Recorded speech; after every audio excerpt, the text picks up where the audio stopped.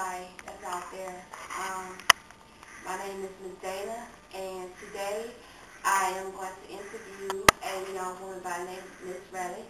I'm going to ask her a few questions about today's society, fashion, lifestyle, financial tips on how to save your money, things of that nature. Again, this is something that everybody needs to know about, because right now we're in a rough time, which of course is called recession, and unfortunately everyone is not thinking, with a straight and narrow head at this moment. So again, this is Speak Up, Speak Out. I'm Dana, and again, this is my guest, Ms. Reddick. Ms. Reddick, say hello to the people out there. Hello everyone, I'm Sydney Reddick, and I'm here to be interviewed by Ms. Dana, Dana Elizabeth Reddick, in fact. Yes. Hi. Okay, Hi. and we're here to discuss today's forum on what's actually really happening to real people such as myself and millions of others who suffer from hospital. The correct word would be injustice. Hospital injustice. Okay. And the good side of healthcare. Of healthcare. Thank you, Dana. Okay. Well, right now, Ms. Wright, I'd like to ask you, what is the difference? What's the advantages and disadvantages of healthcare at this moment? Okay. I like to start off by saying the advantages of healthcare today is I'm glad that we have it. Okay. Because as I mentioned earlier, millions of us need it one time or another in our lives. All right? Exactly. The health care that I received, I got sick at an early age. And I counted my blessings each time because I pulled through. I had first started off with a terrible accident, which I lost my best friend. And, it also had a great impact on my health. And that started out with a heart, A heart disease. Yeah, it started out with a heart attack. Okay. Like I said, I got sick at a young age, and with the heart attack, it escalated into becoming a triple bypass.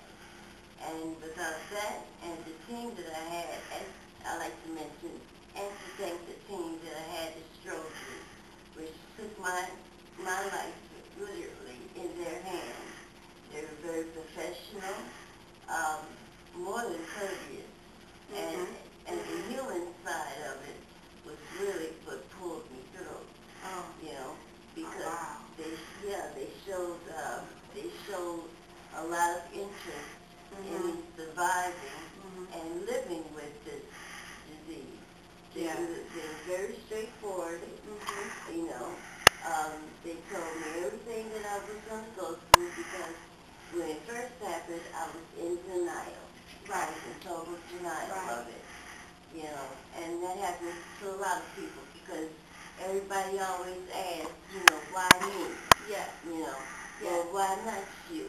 You're not immortal. You're human like everyone else. And it doesn't matter of what class, religion, or culture you come from. Everyone gets sick. Right. And in order for me, it was so surreal. I had to literally see people that was much younger than I, such as children, coming in with worse diseases, than what I had. Okay. Yeah. And speaking of health, I read in the Jet magazine, one of the Ebby issues one day, that our community is dying from the number one disease, and that's called AIDS and HIV. Can you please give me some input on your thoughts of this deadly disease that's out here today?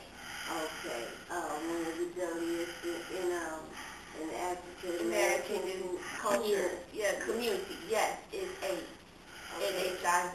Yes, I Can, understand that. yes, can you tell us, the world, what you think about AIDS? Like, how does it affect you in a way to hear that someone so young, like 11 or 12 years old, having AIDS and HIV or older? Like what goes through your mind? Okay. When I visited cancer and AIDS ward, which is most serious, well, one of the most serious of the diseases of our culture, Yes. was that the first thing I did was go to the chapel, okay? I went to the chapel, and I thank God for my blessing, because, again, being in denial, and, the whole thing being so surreal is that I actually had to count my blessings because I was given a second chance. Okay, I was given a second chance. And what really touched my heart was that it was more so of guilt than anything because, again, mentioning there's a lot of people younger than me that didn't get that second chance. They were told that they had no hope, Right. and there's even hope in jail, okay? Right, I agree. Okay, I there's definitely hope in agree. jail, but being in the hospital and having all these professionals telling you, well, scientifically, there's nothing that we can do for you, In other words, get your affairs in order and, go home and die because we need this bed. Right. And that's one of the disadvantages of health care because it's not enough to go around. Right. Okay? That is true. Yes, it's not enough to go around. And having said that was what I really prayed for, is that we're in this great land, one of the wealthiest in the world, and there's no cure for a disease. Well, there's no cure-all. Medication. Okay, as I was saying, Ms. Dirty, there is no cure-all, and you have to live with it, such as I had to live with mine.